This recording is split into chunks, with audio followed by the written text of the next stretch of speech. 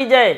मैं Ram Gopal Awasthi, founder biology trunk institute civil lines Kanpur से।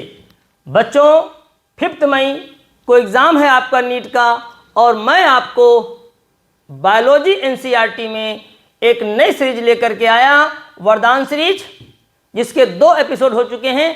आज ये तीसरा एपिसोड है, और पहले एपिसोड में मैंने आपको 12th बायोलॉजी के इम्पॉर्टेंट 21 टॉपिक्स बताए। उसके सेकेंड एपिसोड में मैंने आपको एनसीईआरटी 11th के 21 टॉपिक्स बताए, और आज मैं फिर आपको एनसीईआरटी 12th के इम्पॉर्टेंट 21 टॉपिक्स बताने जा रहा हूं।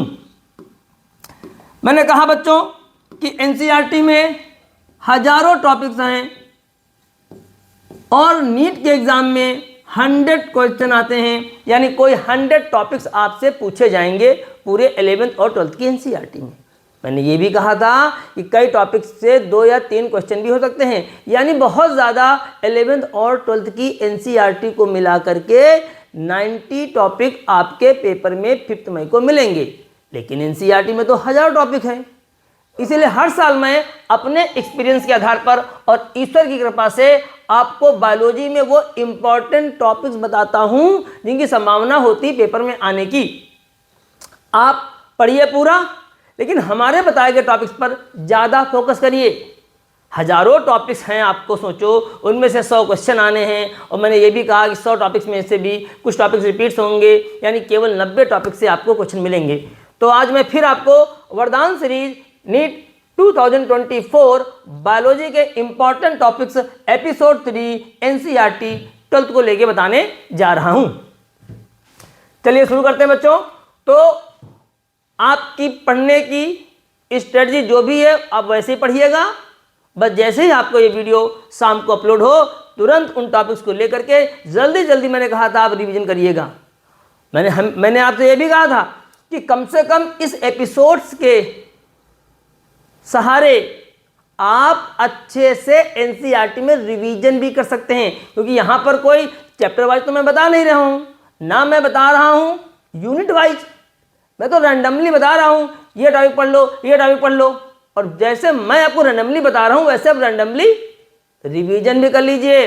बचे हुए समय में मैं बार बार कह रहा हूँ कि ये जो यूनिट पढ़ाई जा रही है, चैप्टर पढ़ाए जा रहे हैं, समय बर्बाद किया जा रहा है। बहुत सारे कोचिंग इंस्टीट्यूट बच्चों का लास्ट टाइम में जब 16 से 17 दिन बचे हुए हैं, वहाँ पर मैराथन और महा मैराथन क्लास करा करके बच्चों का और टाइम बर्बाद कर रहे हैं। जितने भी बच्चे सेलेक्ट हुए हैं उनसे पूछोगे तो आपको यही बताएंगे कि वो बच्चा सेलेक्ट होता है जो ज़्यादा से ज़्यादा क्वेश्चन सॉल्व करता है, और पढ़ता है तो रैंडमली पढ़ता है, क्योंकि क्वेश्चन भी तो रैंडमली ही आएंगे। तो आइए शुरू करते हैं वरदान सीरीज का एपिसोड 3 एनसीईआरटी 12th से। तो आइए शुरू करते हैं, आइए देखते हैं एपिसोड 3। जय श्री कृष्ण, जय श्री राधा। पहला टॉपिक मैं आपको बता रहा हूं कोडोमिनेंस। ये आपका जेनेटिक्स वाले चैप्टर में कोडोमिनेंस का एग्जांपल है, ब्लड ग्रुप का जो पढ़ाया गया। वहां पर आपके एनसीईआरटी में किस किस का पढ़ाया गया है? ब्लड ग्रुप का पढ़ाया गया है। तो फर्स्ट टॉपिक आपका कोडोमिनेंस हो गया, इसको जरूर पढ़िएगा, और हो सकता है इससे क्वेश्चन आपको इस बार मिल जाए। अगला टॉपिक है एपोमिक्सिस, जिसके बारे में मैंने आपको 1-2 टॉपिक पहले भी बताए हैं। तो एपोमिक्सिस का जो लास्ट टॉपिक है सेक्सुअल रिप्रोडक्शन फ्लावरिंग प्लांट्स में, उसमें जितना भी एपोमिक्सिस है उसको एक बार अच्छे से रीड कर लीजिएगा, हो सकता है इस बार यहाँ से क्वेश्चन आ जाए। हम थर्ड टॉपिक की बात कर रहे हैं मेंडेलियन डिसऑर्डर और नॉन मेंडेलियन डिसऑर्डर करके आपके चैप्टर में दिया गया है। तो जेनेटिक्स वाले चैप्टर में टॉपिक है sickle cell anaemia. Sickle cell anaemia एक डिजीज है मेंडेलियन डिसऑर्डर में, आप इसको जरूर पढ़ लीजिएगा, हो सकता है इस बार यहां से कोई क्वेश्चन आपको मिल जाए। हम बात करते हैं फोर्थ टॉपिक की। तो फोर्थ टॉपिक है आपका age pyramid. Population and growth वाले चैप्टर में एज पिरामिड, जो वहां पर 3 तरह के एज पिरामिड बताए गए हैं, उनको पढ़ लीजिएगा, हो सकता है वहां से कोई क्वेश्चन इस बार आपको मिल जाए। तो एपिसोड 3 में ये थे पहले 4 टॉपिक। आप रैंडमली जाइए, किताब खोलिए जल्दी से और पढ़िए। कोडोमिनेंस पढ़िए, ब्लड ग्रुप का बताया गया है एनसीईआरटी में। एपोमिक्सिस पढ़िए, एनसीईआरटी वाला एपोमिक्सिस, मैं बार बार आपसे कह रहा हूं एनसीईआरटी वाला एपोमिक्सिस। मैंने अभी परसों भी कहा था आपसे कि एपोमिक्सिस जरूर पढ़िएगा, ठीक है। Sickle cell anaemia, age pyramid. कई बार क्या होगा, एक दो टॉपिक रिपीट भी हो जाएंगे, ठीक है। चलिए आगे बढ़ते हैं। आगे है आपका topic 5th, female reproductive organs. जो भी एनसीईआरटी में दिया गया है फीमेल रिप्रोडक्टिव ऑर्गन्स, वो आपको पढ़ना है। मैं बार बार कह रहा हूं, कोई भी टॉपिक आप मॉड्यूल से या किसी बाहरी बुक से ना पढ़ें, क्योंकि वहां पर लाइंस एनसीईआरटी की आई हैं। जैसे कि जो ओवरी फीमेल में लिखी हुई, आपके एनसीईआरटी में फीमेल ओवरी के बारे में बताया गया, बस उतना ही ओवरी पढ़ना है। ऐसे टेस्टिस, बहुत सारे लोग spermatic cord, इंग्यूनियल canal, tunica albuginea, tunica वैजिनैलिस, बहुत सारे बच्चे अगर यूट्यूब पर मुझे सुन रहे होंगे, तो अगर उनके सर ने तुमको ये पढ़ाया हो, अगर तुम्हारे सर ने तुमको पढ़ाया, कुछ भी एनटीए के पेपर में नहीं आएगा। एनटीए के पेपर में टेस्टिस और ओवरी वही आएगी जो हमारी एनसीईआरटी में लिखी है, और एनसीईआरटी में 4 से 5 लाइन लिखी हुई हैं। अगला टॉपिक है ह्यूमन फिजियोलॉजी के, ये जो ह्यूमन रिप्रोडक्शन के बाद का चैप्टर है आपका कौन सा, रिप्रोडक्टिव हेल्थ। तो रिप्रोडक्टिव हेल्थ में आपका टॉपिक है आईयूडी। इंडियन वुमेन सबसे ज़्यादा इसको यूज करती हैं। तो आईयूडी के टाइप हैं, मेडिकेटेड आईयूडी, नॉन मेडिकेटेड वगैरह जो भी है, इसको पढ़िएगा। यहाँ से हो सकता है इस बार क्वेश्चन आपको मिल जाए। उसी चैप्टर में फिर एक 7th टॉपिक है इनफर्टिलिटी एंड सोल्यूशन। इनफर्टिलिटी, किसी भी कारण से जो भी कपल्स हैं उनको बच्चे नहीं पैदा कर पा रहे हैं, फीमेल कंसीव नहीं कर पा रही है, तो उसका सोल्यूशन भी है। सोल्यूशन में एआरटी है, जिसमें आप लोग इन विट्रो फर्टिलाइजेशन है, जीआईएफटी गिफ्ट है, जेडआईएफटी है ना, एआई वगैरह ये सब पढ़ते हैं, टेस्ट ट्यूब बेबी प्रोग्राम वगैरह। तो इनफर्टिलिटी और उसका सोल्यूशन, उसमें एआरटी जरूर पढ़ लीजिएगा। हो सकता है कि आपको यहाँ से कोई ना कोई क्वेश्चन इस बार जरूर मिल जाए। फिर बात करते हैं हम फिर से एक बार जेनेटिक्स की। तो जेनेटिक्स में सेक्स डिटर्मिनेशन, जिसमें ह्यूमन वाला है, एक्सओ वाला है, और हनी बी वाला। हनी बी जो होती है उसमें मेल जो होता है वो डायरेक्टली एग से बन जाता है बिना फर्टिलाइजेशन के, ड्रोन। और क्या मैकेनिज्म है हनी बी में, ये जरूर पढ़ लीजिएगा, क्योंकि ह्यूमन के सभी पढ़ते हैं, उसके अलावा एक्सओ वाला भी पढ़ते हैं, तो हनी बी की भी जरूर पढ़ लीजिएगा। तो सेक्स डिटर्मिनेशन जेनेटिक्स वाले चैप्टर से आप जरूर पढ़ लीजिएगा। 9th टॉपिक है आपका डीएनए रेप्लिकेशन। तो डीएनए रेप्लिकेशन एनसीईआरटी में बहुत कम दिया गया है। एनसीईआरटी में रेप्लिकेशन फॉर्क, बस रेप्लिकेशन फॉर्क बता करके उन्होंने ख़त्म कर दिया है। तो प्यारे बच्चों, रेप्लिकेशन फॉर्क उतना ही पढ़िएगा। रेप्लिकेशन में मैकेनिज्म अगर किसी टीचर ने तुमको बाहर से पढ़ाया है, टोपोआइसोमरेज, हेलिकेज, अच्छा हो क्या रहा, बहुत सारे बच्चों ने ये पढ़ा भी होगा ऑनलाइन वगैरह में भी, और तब उन्हें लग रहा होगा कि रामपाल सर तो कह रहे हैं ये कुछ है ही नहीं। जाओ बेटा एनसीईआरटी खोलो, जो मैं बोल रहा हूँ मैं सच ही बोल रहा हूँ। ऐसा कुछ भी एनसीईआरटी में नहीं लिखा है। एनसीईआरटी में डीएनए रेप्लिकेशन केवल रेप्लिकेशन फॉर्क है, कंटिन्यूअस डिसकंटिन्यूअस उसी को पढ़िए, उतना ही रेप्लिकेशन है। आपने जो पढ़ा होगा सीक्वेंस में ये सब नहीं है एनसीईआरटी में, और नीट के एग्जाम में एनसीईआरटी वाला डीएनए रेप्लिकेशन आएगा। तुम्हारा हेलिकेज, टोपोआइसोमरेज, एसएसबी प्रोटीन्स ये सब कुछ नहीं आएगा। तो 9 टॉपिक हो गए बच्चों। सेकेंड एनसीईआरटी चल रही है एपिसोड 3। तो सेक्स डिटर्मिनेशन पढ़िए, और मॉलिक्यूलर बेसिस ऑफ इनहेरिटेंस में डीएनए रेप्लिकेशन जरूर पढ़ लीजिएगा। हो सकता है यहां से इस बार आपको क्वेश्चन मिल जाए। आगे बढ़ते हैं।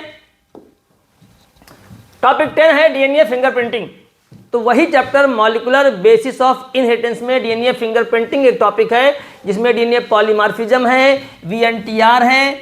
वीएनटीआर को ध्यान से पढ़िएगा। सैटेलाइट डीएनए जो है आपका, ये जरा ध्यान से पढ़िएगा। और इसी में आपकी जो मैकेनिज्म है पॉलीमॉर्फिज्म, ये जरूर पढ़ लीजिएगा, और हो सकता है इस बार यहां से आपको क्वेश्चन मिल जाए। 11 टॉपिक है आपका ओरिजिन ऑफ लाइफ। एनसीईआरटी बहुत कम दिया गया है। ओपेरिंस और हेल्डन का नाम लिखा है, एक लाइन लिखी है, उसके बाद स्टैनली मिलर का एक्सपेरिमेंट है, और उसके बाद लास्ट फाइनल कंक्लूजन। तो जो ओरिजिन ऑफ लाइफ एनसीईआरटी में दी गई वो पढ़ना है आपको। वो मत पढ़ लेना जो डिटेल में बुक्स वगैरह में दी जाती है, इतनी थ्योरी आई, ये सब वगैरह, ऐसा कुछ भी एनसीईआरटी में नहीं है। और अगर किसी बच्चे ने ऐसा पढ़ा हो तो प्लीज़ अब मत पढ़िएगा, एनसीईआरटी खोलिए और देखिए वहाँ पर एक पेज में, हाफ पेज में ही आपको समझा दिया उन्होंने ओरिजिन ऑफ लाइफ, अर्थ का एज बताइए कब बनी, कब लाइफ का बनी। इसके जो एज वाले क्वेश्चंस हैं, इसमें खासकर एज वाले क्वेश्चन ये जो पढ़िएगा, मिलर का एक्सपेरिमेंट पढ़िएगा। मैंने बताया भी था आपको एपिसोड 1 में कि स्टैनली मिलर के एक्सपेरिमेंट से क्वेश्चन आ सकता है। तो इवोल्यूशन वाले चैप्टर में ये कहाँ मिलेगा आपको, ये मिलेगा आपको इवोल्यूशन वाले चैप्टर में, ये मिलेगा आपको मॉलिक्यूलर बेसिस ऑफ इनहेरिटेंस वाले चैप्टर में। अब सीधे मैंने लिख दिया टोबैको, अब की बार मैंने सीधे सीधे लाइन लिख दिया। तो ह्यूमन हेल्थ एंड डिजीज में आप जब ड्रग्स पढ़ते हैं प्लांट के बारे में, अफीम है, आपका भांग है, तो उसके अगले पेज पर आपका टोबैको है। ठीक है, तो टोबैको के बारे में जो भी उन्होंने 5-6 लाइन्स लिखी हैं जो पढ़ लीजिएगा, हो सकता है यहाँ से कोई ना कोई क्वेश्चन आ जाए। और उसी चैप्टर में रिप्रोडक्टिव, ये जो ह्यूमन हेल्थ एंड डिजीज, उसी में एडोलेसेंस है, ये वो उम्र है जब बच्चों को नशे की लत लगती है, ड्रग, एल्कोहल एब्यूज, ये लास्ट वाला पार्ट जो है इसको पढ़ लीजिएगा। हो सकता है यहाँ से कोई ना कोई क्वेश्चन आपको 5th मई के एग्जाम में मिल जाए आपको। तो एडोलेसेंस, ड्रग्स, एल्कोहल एब्यूज, ये भी टॉपिक आपको कहाँ आ रहा है, ह्यूमन हेल्थ एंड डिजीज में आ रहा है बच्चों। तो अभी देखिए आपका 10, 11, 12 और 13 टॉपिक हो गए बच्चों अब आपके, और किस चैप्टर में क्या है ध्यान से देखते रहिएगा।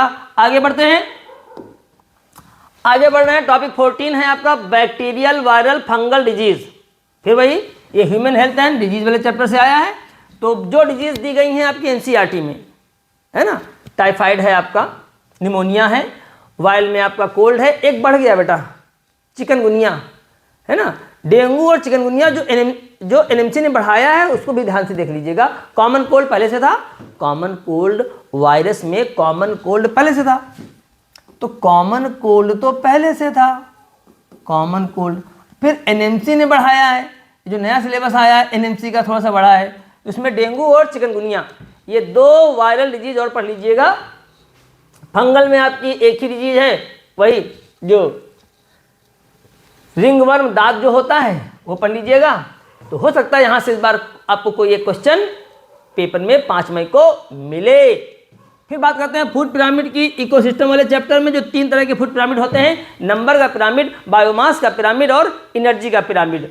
तो मैंने पहले भी कहा था, फिर एक बार आपसे कह रहा हूँ कि इस पूरे टॉपिक को पढ़ लीजिएगा और हो सकता है यहाँ से आपको कोई क्वेश्चन 5 मई को मिल जाए।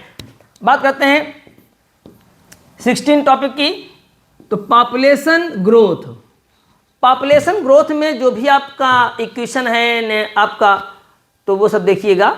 ई माइग्रेशन, आई माइग्रेशन है, नेटेलिटी, मोर्टेलिटी वगैरह जो भी लिखा हुआ है, हो सकता है वहाँ से कोई एक लाइन एनसीईआरटी की उठा करके क्वेश्चन बना दी जाए, और 5 मई को जब आप पेपर देने जाएं तो उससे कोई ना कोई क्वेश्चन स्टेटमेंट में, या फिर स्टेटमेंट में, हाँ हो सकता है क्वेश्चन हो, स्टेटमेंट में भी आ सकता है और मैचिंग में भी हाँ संभावना है, लेकिन स्टेटमेंट ज़्यादा संभावना है। तो ये टॉपिक आप कहाँ से पढ़ेंगे, ह्यूमन हेल्थ एंड डिजीज से पढ़ेंगे। याद रखिएगा वायरल डिजीज में कॉमन कोल्ड के अलावा एनएमसी ने जो 2 डिजीज बढ़ाई हैं, डेंगू और चिकनगुनिया, वो पढ़ लीजिएगा। फूड पिरामिड्स में तीनों पिरामिड्स आपका, नंबर का, बायोमास का, एनर्जी का, पॉपुलेशन ग्रोथ में आपका चैप्टर जो है आपका ऑर्गेनिज्म एंड पॉपुलेशन वाला, वहाँ जाइएगा और पॉपुलेशन ग्रोथ टॉपिक को पढ़िएगा अच्छे से। आगे बढ़ते हैं, टॉपिक 17 है HC2 कंजर्वेशन। तो बायोडाइवर्सिटी एंड कंजर्वेशन, इकोलॉजी में जो आपका चैप्टर है बायोडाइवर्सिटी एंड कंजर्वेशन, जहाँ पर हम लोग बायोडाइवर्सिटी को कैसे बचाएं, जो हम ही लोगों की वजह से इस अर्थ से गायब हो रहे हैं, जो भी डाइवर्सिटी है उसको बचाने के लिए तरीका है आपके पास 2 कंजर्वेशन, एक इन सीटू और एक्स सीटू। हमने यहाँ दोनों लिख दिए हैं, 17 एक्स सीटू और 18 इन सीटू, दोनों इंपॉर्टेंट हैं। और अब की बार के एग्जाम में हो सकता है यहाँ से कोई एक क्वेश्चन आपको मिल जाए। मैं बार बार कह रहा हूँ, ये मैं अपने अनुभव के बेस पे कह रहा हूँ, नीट का पेपर है, कुछ भी आ सकता है। बस थोड़ा सा मेरे बताने से क्या होगा कि आपका फोकस बढ़ जाएगा इसके ऊपर। क्या आपने पढ़ा नहीं होगा, भाई सबने पढ़ा होगा, अब थोड़ा सा जब मैंने कह दिया तो आपने और फोकस कर लिया। तो जो सब कुछ पढ़े बैठे हैं उनके लिए कोई गेस नहीं होता है। अच्छा, ऐसे बच्चे मैंने कहा जो 12th का एग्जाम दे करके आए हैं, अभी उनकी तैयारी नहीं है, तो थोड़ा सा उनकी हेल्प हो जाएगी इससे, है ना। तो जो 12th वाले बच्चे हैं जिन्होंने अभी कुछ बहुत डिटेल में नहीं पढ़ा है, तो होता है कि आप एग्जाम में बैठ रहे हैं, थोड़ा सा अच्छा हो जाएगा तो कॉन्फिडेंस बढ़ जाएगा आपके अंदर कि देखो हम भी एग्जाम देने गए थे, पहली बार फर्स्ट अटेम्प्ट था, बिना किसी प्रिपरेशन के, और हमें क्वेश्चन मिले भी। तो अभी जो समय है उसमें हम जो बता रहे हैं उसको पढ़ लीजिए। और बायोलॉजी आप पढ़ सकते हो भाई, जो बच्चे कोचिंग नहीं करते हैं वो फिजिक्स केमिस्ट्री में क्या पढ़ेंगे, तो अब बच्चे बायोलॉजी पढ़ भी रहे होंगे, तो फिर आप दोनों कंजर्वेशन पे फोकस करिएगा। एक्स सीटू भी और इन सीटू, इसके भी टाइप्स हैं, इसके भी टाइप्स हैं। इसमें आपका नेशनल पार्क हो गया, सेंचुरी हो गया, सेक्रेड ग्रुव्स हो गया, बायोस्फीयर रिजर्व हो गया। तो बायोस्फीयर रिजर्व जो है, बायोस्फीयर रिजर्व बहुत अच्छे से पढ़िएगा, हो सकता है वहाँ से क्वेश्चन इस बार रखा जाए। फ्रूट एंड सीड, ये टॉपिक आपको पता है कि 11th में भी है, 12th में भी है। फिलहाल तो यहाँ पर मैंने लिखा है 12th के लिए। तो sexual reproduction in flowering plant में जो फाइनल प्रोडक्ट है हमारा रिप्रोडक्शन का, वो फ्रूट है और सीड है। तो वहाँ पर देखिए जाकर के कि एनसीईआरटी, सेकेंड एनसीईआरटी में जो आपका सेक्सुअल रिप्रोडक्शन फ्लावरिंग प्लांट्स है, उसके लास्ट में फ्रूट और सीड के बारे में क्या क्या लाइन्स लिखी गई हैं। उन्हीं लाइन्स में से हो सकता है कोई एक क्वेश्चन आपको 5th मई के एग्जाम में मिल जाए। तो ये 3 टॉपिक और हो गए। अब लास्ट बचे हुए 2 टॉपिक 20 और 21 देखते हैं क्या है। और इस तरीके से आज फिर एपिसोड नंबर 3 में हमने आपको 21 टॉपिक बताए। 21 करके मैंने बताया था आपको, मैं 7 एपिसोड दूंगा और उसमें से 147 क्वेश्चन टॉपिक बनते हैं और उससे काफ़ी संभावना है क्वेश्चन आ जाए। लेकिन मैं बार बार से कह रहा हूँ, आप जैसे पढ़ रहे हैं वैसे ही पढ़िए, कोई स्टडी चेंज मत करिए। बस कम से कम अगर ये क्वेश्चन ना भी इस टॉपिक से ना भी पूछा गया तो कम से कम आपका रिवीजन का एक तरीका तो मिल जाएगा। और ऐसा कहाँ हो सकता है कि हम इतने टॉपिक पढ़े हमें क्वेश्चन ना मिले। भाई नीट का पेपर जो आप देखिए 16 से लेकर के 23 तक जो बना हुआ है, तो मिलेगा तो है ही। तो थोड़ा सा आपको टाइम कम बचेगा। जैसे मान लीजिए आपने 1 घंटे में 21 टॉपिक कर लिए, अब 1 घंटे में आप अपने मन से पढ़ने बैठते तो पता चला एक टॉपिक ही पढ़े जा रहे हैं, तो कहीं ना कहीं आपको, बल्कि मैंने इशारा भी कर दिया, इस तरीके से आप बाकी टॉपिक भी रैंडमली ही पढ़ें। 21 तो मैं बता रहा हूँ, अगले 21 आप पढ़ो। भाई 21 तो हमने बताए, तो तुम भी ऐसे 21 बनाओ। पर बच्चे पूछ रहे हैं सर आखिरी टाइम में रिवीजन कैसे करें, क्योंकि भाई यूट्यूब पर तो ड्रामा चल रहा है, मैराथन क्लास, महामैराथन क्लास, अंतिम आयाम, अंतिम लक्ष्य। तो देखो ये सब ड्रामेबाजी है बच्चों, अपना अपना सब। हम तो बड़े ही मेहनत करते हैं, क्वेश्चन को 2023 का पेपर देखते हैं, 22 का देखते हैं, 22 और 23 का देखने के बाद फिर ईश्वर से प्रार्थना करते हैं और उसके बाद फिर एक बनाते हैं कॉपी पर, पहले टॉपिक्स लिखते हैं और ये सब 2-3 घंटे का काम होता है। उसके बाद फिर आते हैं, फिर आप लोगों को हम इस तरीके से पहले हम स्लाइड तैयार करते हैं, क्योंकि अगर आपके सामने लिखेंगे समय बहुत ज़्यादा लग जाएगा। तो जब स्लाइड तैयार हो जाती हैं उसके बाद फिर हम रिकॉर्डिंग करते हैं और फिर आप तक वो अगले दिन शाम को पहुंच जाता है आफ्टर एडिटिंग। तो बच्चों इसलिए ये मत सोचो कि जो 21 टॉपिक मैंने बताए हैं आप वही पढ़ेंगे। आप ऐसे ही अगले 21 बनाइए।